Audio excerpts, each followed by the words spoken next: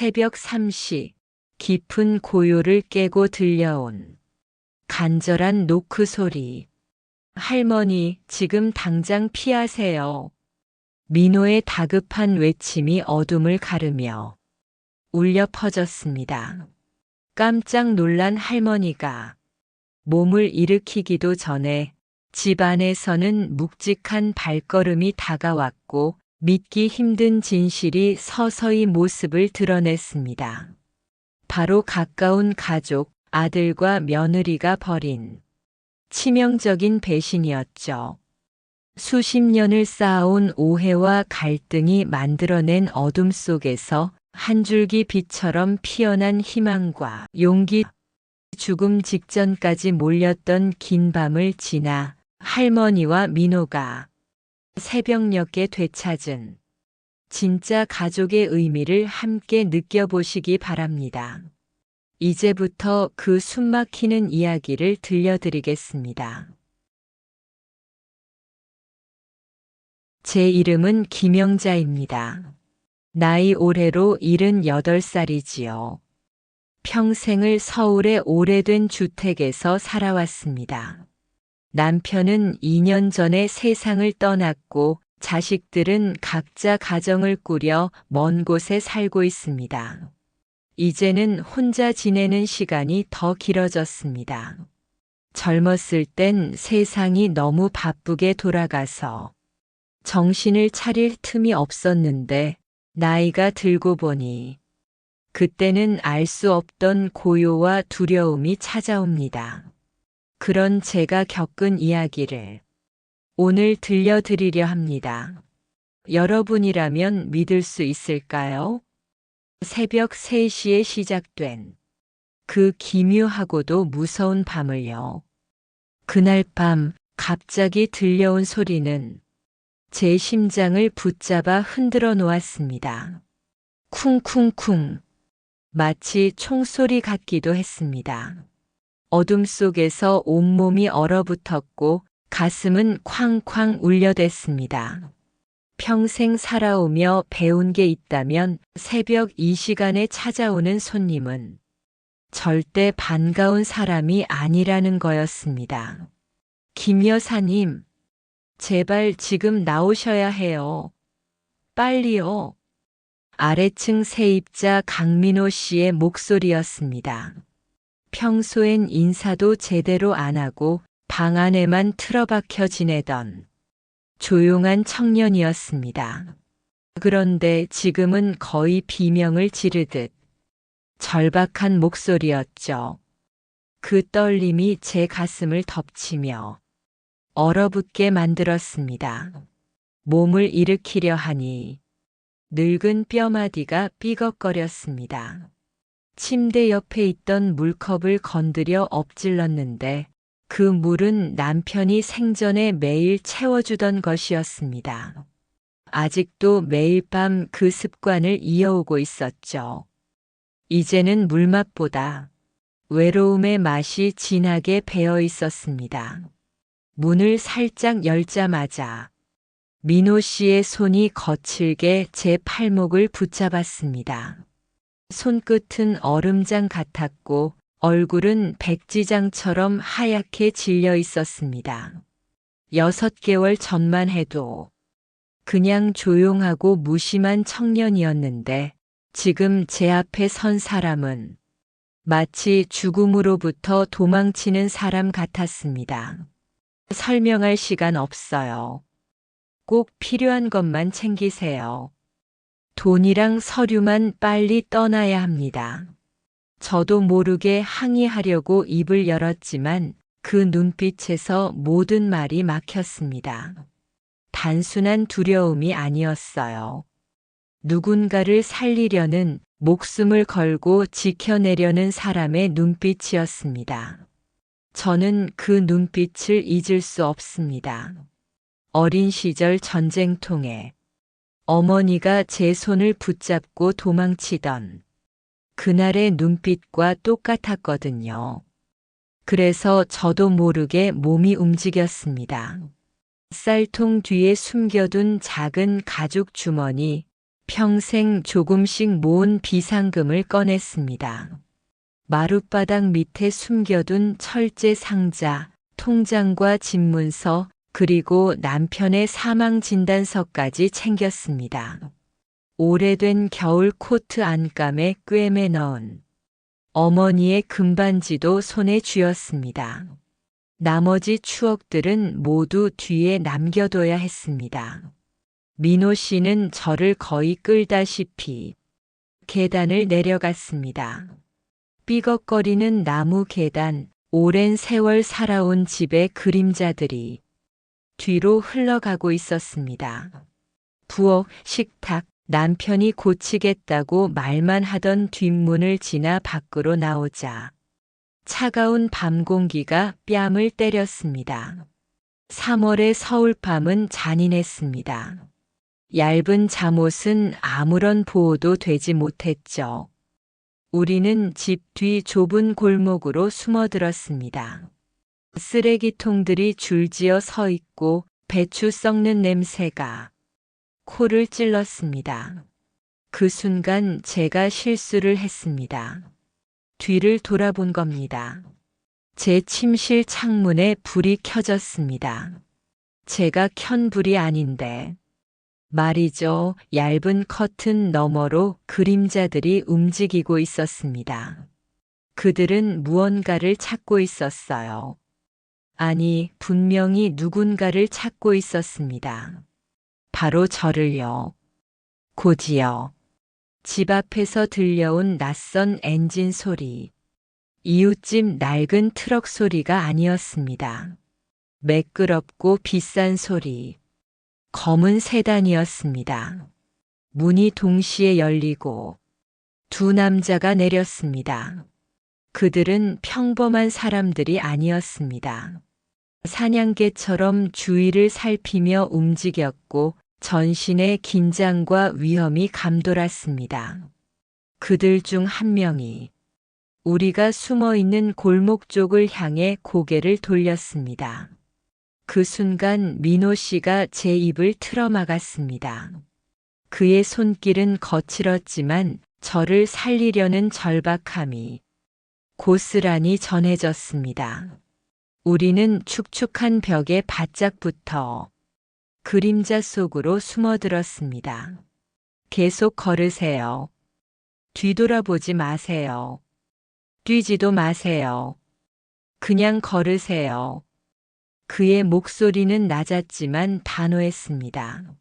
저는 다리가 풀려 쓰러질 것 같았지만 그 말에 따라 한 발 한 발 내디뎠습니다.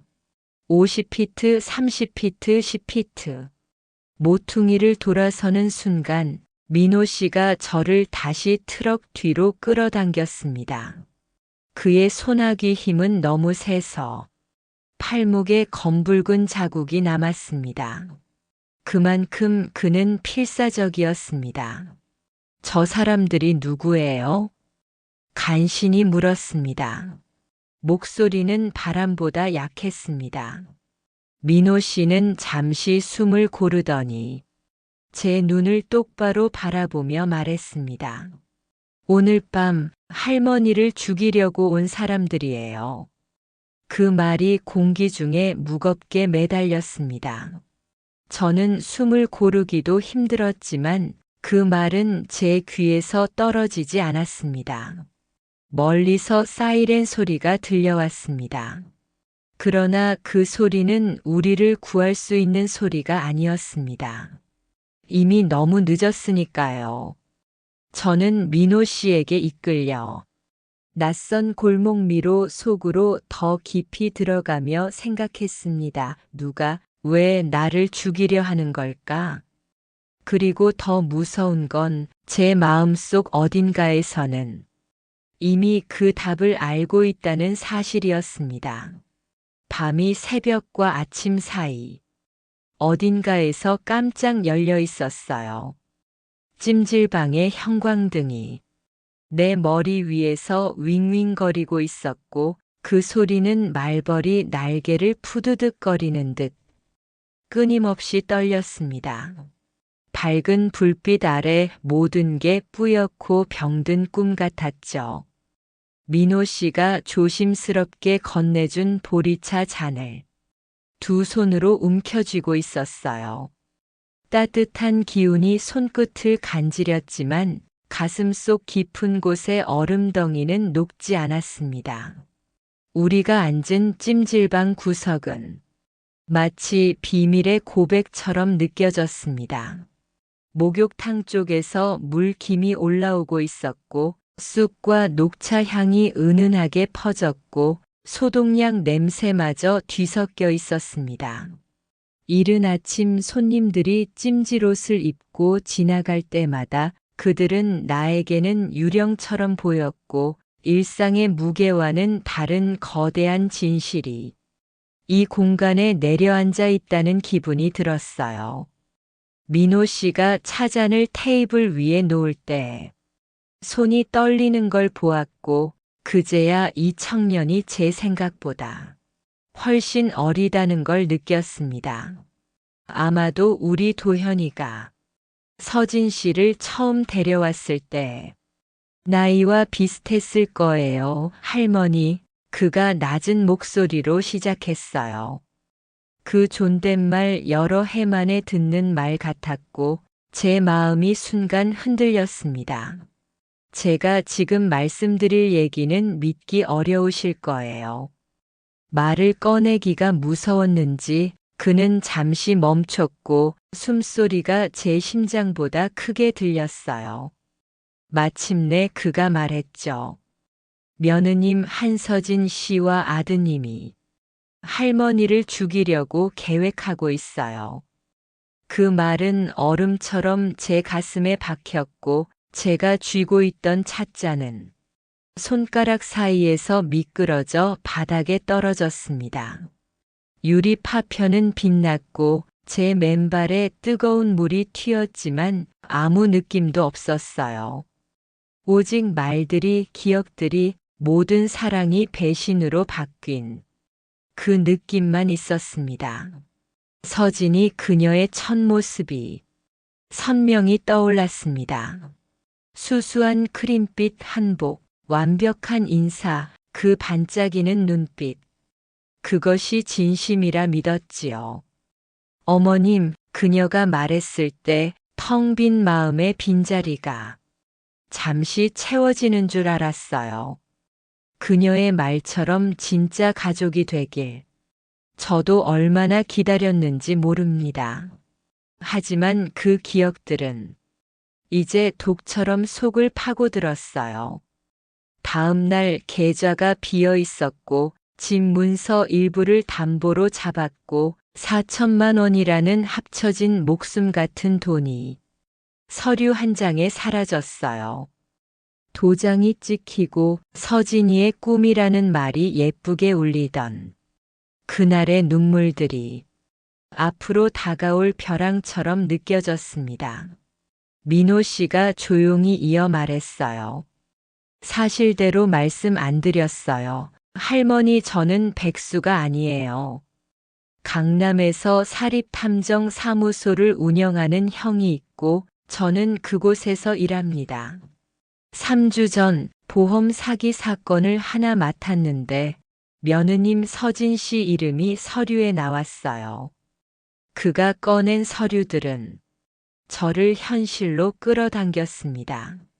결혼증명서, 사망증명서, 보험 청구서들 이름은 조금씩 달랐지만 사진 속 여자는 분명 서진이었어요. 역할마다 다른 옷, 다른 스타일, 다른 웃음이었지만 미소 뒤에 숨은 것은 같았어요. 2016년 보트 사고, 2018년 알레르기 쇼크, 2019년 죽음의 형태는 달랐지만 결과는 같았고 보험금은 갈수록 커졌어요. 그리고 지금 제 아들 도현이가 그 다음 타깃이라는 걸. 가장 끔찍한 건 이거였어요. 제가 모르는 사이에, 제가 들을 수 없는 순간에도 그 계획은 발전하고 저를 위해 쓰여야 할 사랑의 말들은 이미 거래와 계산으로 채워지고 있었어요. 도현 씨도 알고 있어요.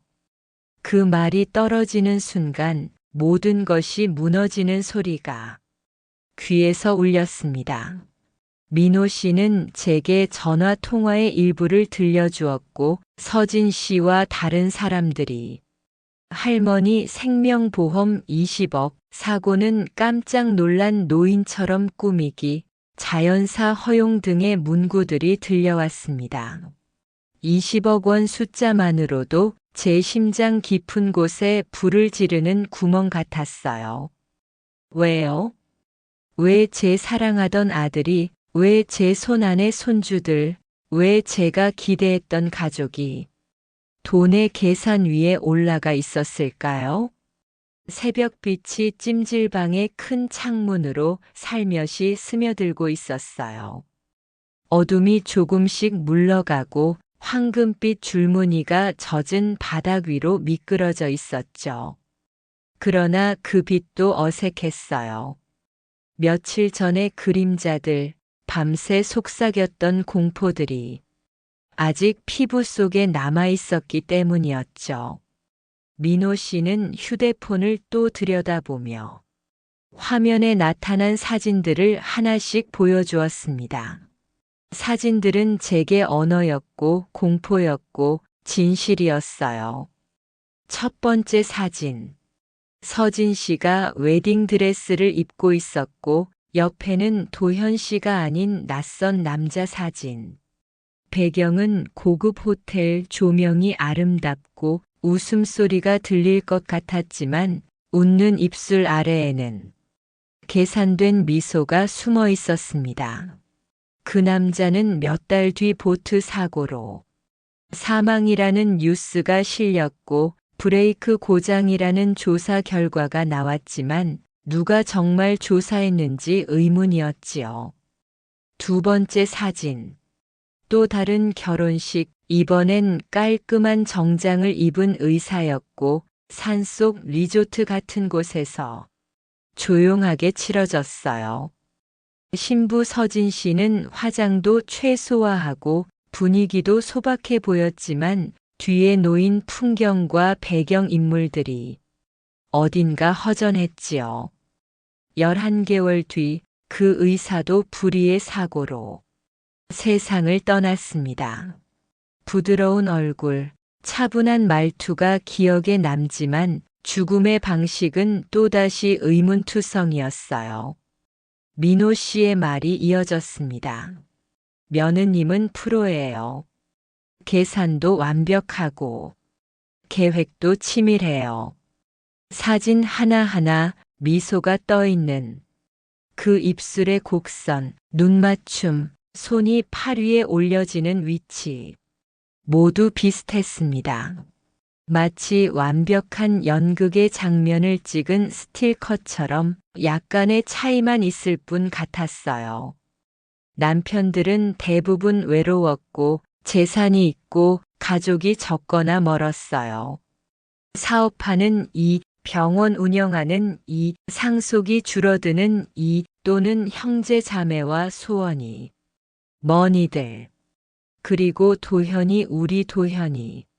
아버지는 돌아가셨고 엄마는 멀리 있고 형제는 없고 제가 곁에 있다는 것만으로도 얼마나 큰 위안이었는지요.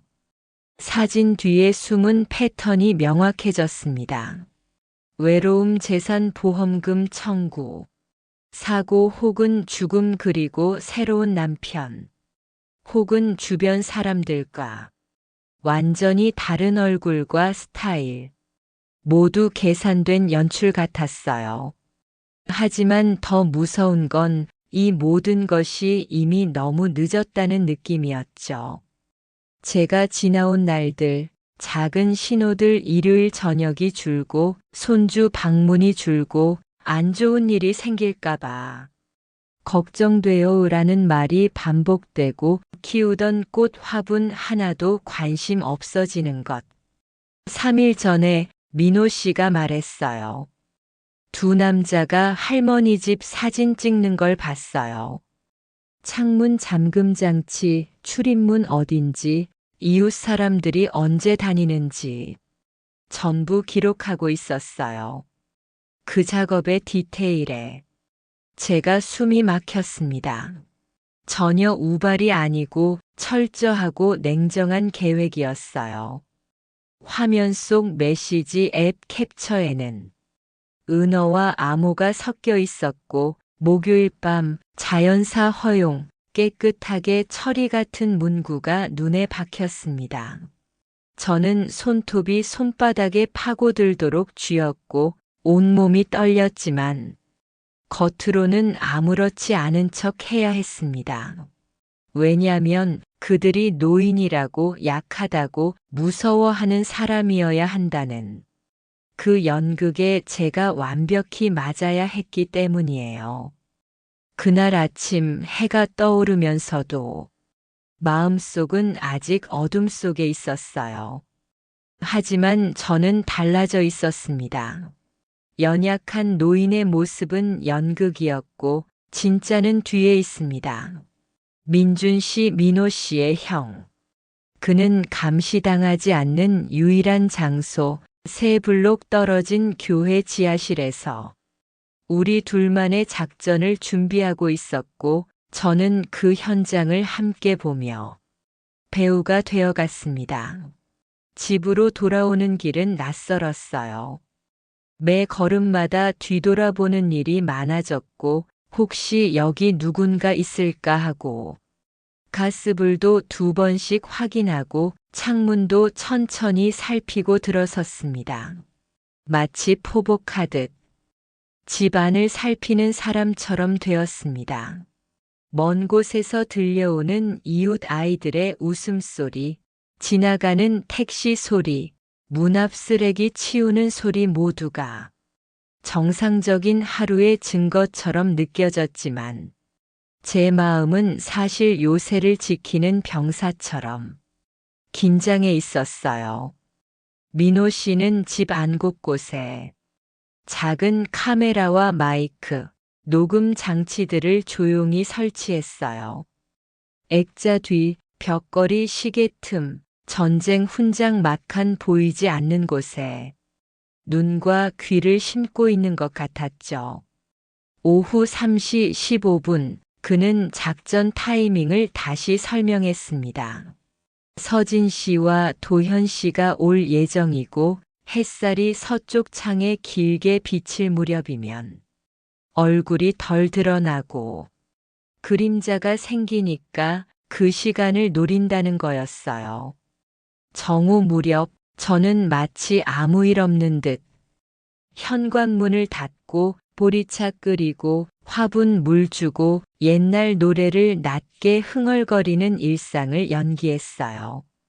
소리도 움직임도 평소처럼 하려고 애썼습니다. 다만 마음속 한구석은 연극 무대처럼 준비되어 있었고 모든 게 관객을 속이기 위한 작은 소품처럼 느껴졌어요. 서진 씨가 들어왔을 때 그녀는 진주색 회색 한복을 입고 있었고 걱정 많은 며느리 연기를 시작했어요. 어머님, 어젯밤에 이상한 소문 들었어요. 요양원을 알아봤어요. 같은 말이 나왔고 저는 그 말들이 다 준비된 대본처럼 느껴졌습니다. 저는 조심스럽게 대답했어요. 나는 내 집이 좋아요. 고집스럽고 느리고 노인처럼 보이는 말투로요. 하지만 제 속에는 다른 불꽃이 타오르고 있었지요. 절대로 넘어지지 않겠다는 다짐처럼. 서진 씨와 도현 씨, 그리고 그 큰 남자까지 그들은 제가 원하는 장면을 만들려 했고 저는 그 연극 안에서 한치 흐트러짐 없이 역할을 유지했습니다. 그녀가 일주일 시간을 드릴게요 하며 떠날 때 그 말은 저에게 시간의 폭탄이었어요. 그 시간 속에 저는 치밀하게 제가 해야 할 일을 정리했고 민호 씨와 민준 씨는 함정의 마지막 줄을 깔고 있었죠. 밤이 오면 어떨까요? 그들이 진짜로 움직일까요? 사고는 조작될까요? 제가 아무것도 모르는 늙은 노인으로 남아 있어야 할까요? 아니면 제가 마침내 그 연극의 주인공이 되어야 할까요? 일주일 중 6번째 날이 지나갔고 남은 하루는 달력에 피처럼 선명하게 표시되었어요. 시간이 흐를수록 두려움은 무거운 돌처럼 가슴을 누르고 동시에 각오도 단단해져 갔어요. 집은 제 요새였고 동시에 제 무대였습니다. 민호 씨와 민준 씨는 한 조각의 증거도 허투루 넘기지 않았고 저는 그 증거들을 마치 숨 쉬듯 받아들이고 있었어요. 민준 씨가 보여준 사진들, SNS 게시글들, 댓글들 완벽한 며느리, 자랑스러운 며느리, 손주들과 찍은 사진들, 행사장 모임들. 모든 것이 계산된 연출이었고 약점이었어요. 왜냐하면 완벽한 그림 뒤에는 흔들리는 손이 있고 가면 뒤에는 비밀이 있다는 걸 민준 씨가 찾아낸 거예요. 그녀가 가진 이미지 집착, 완벽함을 유지하려는 본능. 그것이 그녀를 오히려 약하게 만드는 자리가 되었고 우리는 거기에 함정을 세워놓았어요. 밤이 다가올수록 준비는 더 치열해졌습니다. 보안 카메라 배터리 점검, 잠금 장치 확인, 창문 걸쇠 여러 개 잠그기, 비상 연락처 정리해두기, 민호 씨의 라디오를 통해 도로와 이웃의 소리를 체크하기. 마지막 밤, 7번째 밤이 봄 안개 속에서 조용히 다가왔습니다. 가로등 불빛이 길 위에 얼룩지를 만들고 이웃집 창문 불빛 하나하나가 감시의 눈처럼 느껴졌어요. 저는 거실에 앉아 있었고 TV는 켜져 있었지만 드라마 내용은 들리지 않았습니다. 심장이 뛰는 소리와 손끝 떨림, 발끝 감지되는 긴장만이 세상을 채우고 있었지요. 탁자 위에는 수면제 잔여물, 약간의 손잡이 흔적, 컵 안에 얼룩 같은 자국들이 있었습니다. 밤 10시 55분, 민호 씨 문자 검은 밴 2블록 떨어진 곳에 있어요. 10시 58분 거리를 확인 중이에요. 11시 정각, 집 전체 조명이 꺼졌습니다. 전기함에서 차단된 것이었고 깜깜함 속에서 제 심장은 망치질 당하는 듯 했어요. 하지만 우리는 준비되어 있었고 카메라들은 배터리로 야간 투시 기능으로 어둠을 밝히고 있었죠. 움직임, 발소리, 지문, 숨소리까지도 포착하고 있었어요. 현관문이 조심스럽게 열렸고 익숙한 발소리가 집 안으로 들어왔습니다.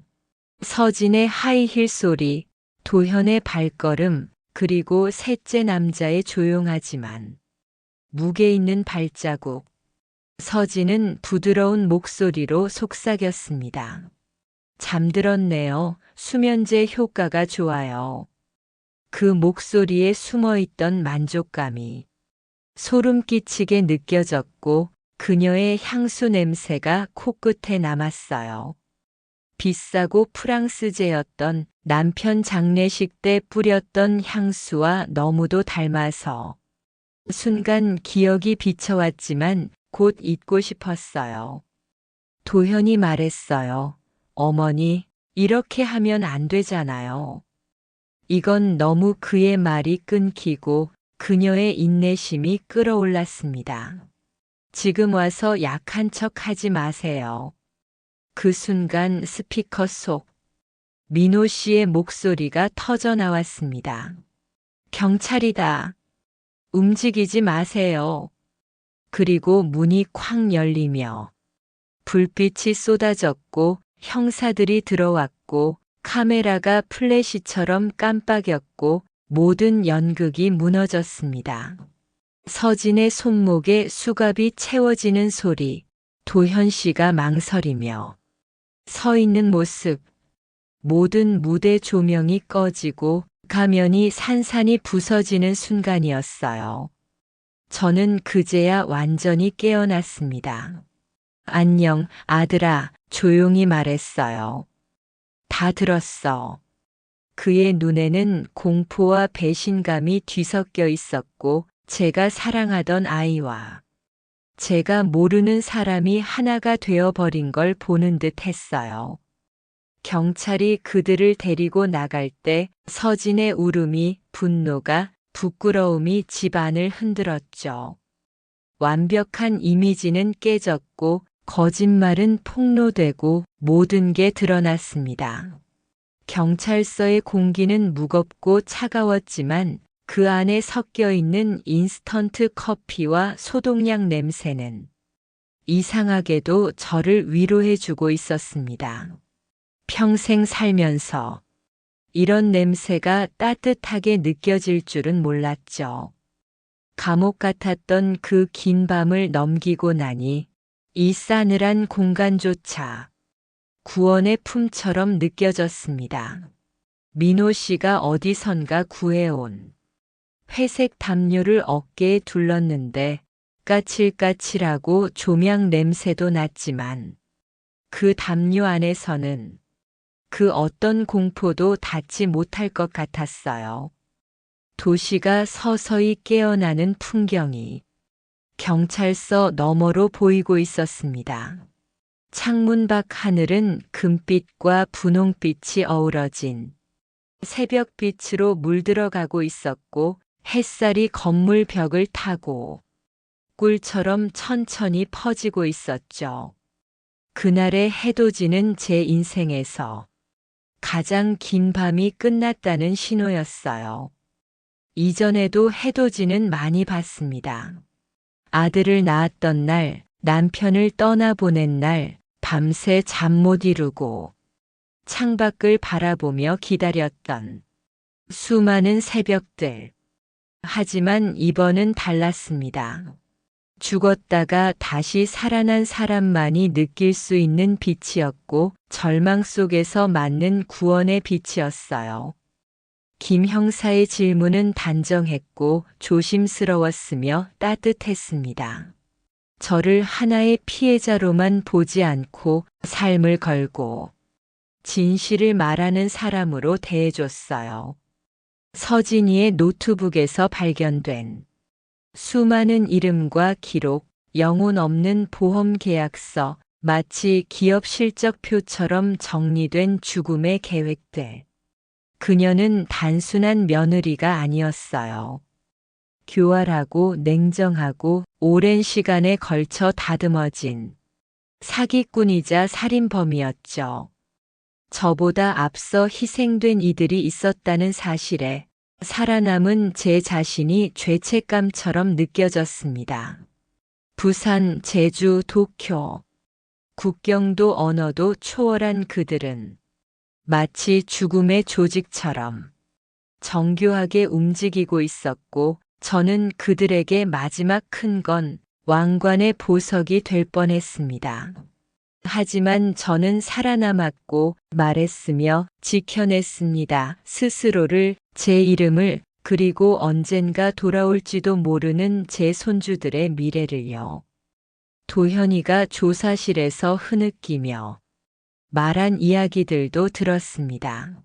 아들이라고 믿었던 그 아이가 저를 적으로 여기게 된 그 비극적인 오해의 과정. 서진이가 교묘하게 불씨를 심었고 죄책감을 무기로 만들었으며 사랑을 의심하게 했죠. 어머니가 자식을 조종한다고 모든 건 어머니 탓이다라는 말을 믿게 된 아들. 서진이에게 사랑받기 위해, 가정의 평화를 위해 제게 등을 돌린 아들. 그 아이가 지금 가장 후회하고 있을 겁니다. 5년이라는 시간 혹은 모범수라면 3년 그 시간 동안 그는 자기 자신을 들여다보고 진짜 가족의 의미를 깨달을 수도 있겠죠. 하지만 지금은 아닙니다. 아직은 그를 용서할 준비가 되지 않았습니다. 피가 섞였다는 이유만으로 모든 것을 잊고 받아줄 만큼 제 마음이 가볍지 않아요. 언젠가 그 편지에 답을 하게 될지는 모르겠습니다. 시간이 알려주겠지요. 어쩌면 평생 하지 않을 수도 있고요. 그날 이후로 민호 씨는 제 삶의 일부가 되었습니다. 조용히, 꾸준히, 그리고 진심으로요. 그는 제게 말했죠. 자기 할머니를 지켜주지 못한 미안함이 이끌었다고. 끝까지 도움을 요청하지 못하고. 돌아가신 그분의 편지에서 나와 너무 닮은 슬픔을 읽었다고요. 그 사람이 당신이 아니어도 또 다른 할머니를 지켜주고 싶었어요. 라는 그의 말에 제 마음속 얼어붙은 땅이 처음으로 녹기 시작했어요. 저는 그의 손을 꼭 잡았습니다. 피보다 더 따뜻한 손, 진심이 흐르는 손. 보호자라는 의무가 아니라 선택과 사랑으로 연결된 새로운 가족의 손이었어요. 6개월이 지났고 제 집은 더 이상 고요한 외딴 섬이 아닙니다. 민호 씨는 옆집으로 이사와서 벽 일부를 터서 부엌을 공유하고 있어요. 매일 아침 부엌엔 2사람분 아침이 차려지고 식탁 위엔 이야기가 넘쳐납니다. 그의 형 민준 씨도 자주 오고 쌍둥이 아이들이 저를 박증조 할머니라고 부를 때마다 웃음이 절로 나요. 그렇게 전혀 예상치 못한 방식으로 제게 가족이 생긴 겁니다. 도현이의 아이들은 여전히 살아있고 아직은 멀리 있지만 몰래 편지를 써서 약속하더군요. 할머니 크면 꼭 갈게요. 아이들의 그 한 줄이 저를 버티게 했습니다. 언젠가 그 작은 손들이 문을 두드릴 날이 올 거라는 믿음이요. 서진이의 조직은 완전히 무너졌습니다. 세 나라에서 수십 명이 체포됐고 수백 건의 미제로 남았던 의심스러운 죽음들이 다시 조사에 들어갔어요. 뉴스에서는 검은 과부 조직이라고 불렀지만 저는 그들을 단순히 악마라고 부릅니다.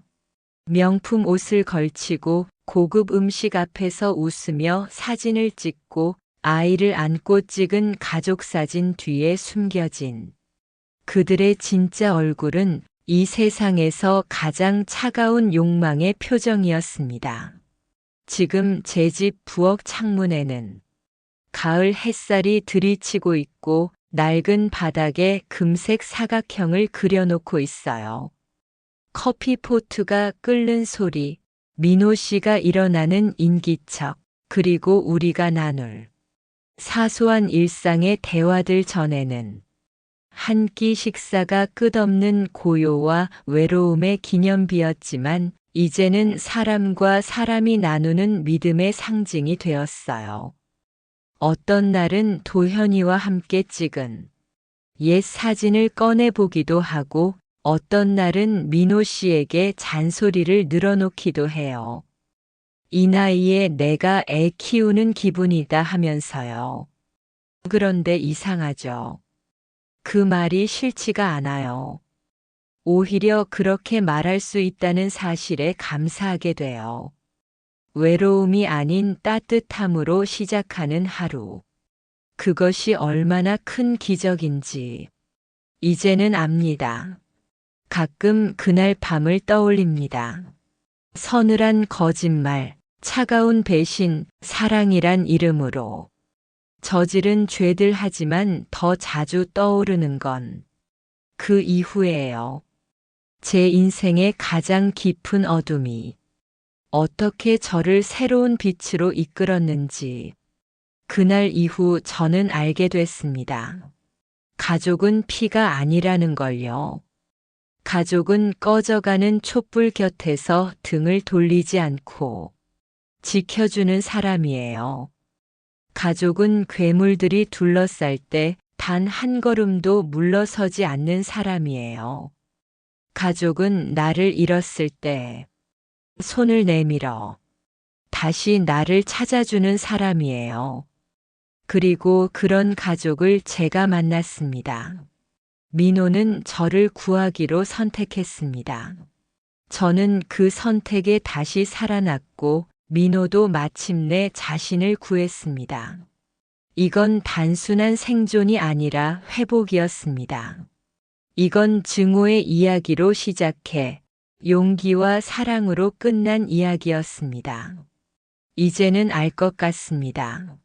새벽이 가장 어두운 이유는 빛이 오고 있다는 증거라는 걸요. 그리고 오늘도 그 새벽을 지나 저는 다시 빛을 향해 나아갑니다. 그날 밤은 끝이 아니라 시작이었습니다. 모든 것을 잃은 줄 알았던 그 순간 저는 진짜 가족을 만났고 민호의 선택은 우리 둘 모두를 다시 살게 했습니다. 이건 단순한 생존이 아닌 회복의 이야기였습니다. 그리고 그 회복은 누군가를 끝까지 믿는 마음에서 시작됐습니다. 오늘도 해가 뜹니다. 그리고 저도 다시 살아갑니다. 어제를 이겨낸 오늘을 더는 두렵지 않게.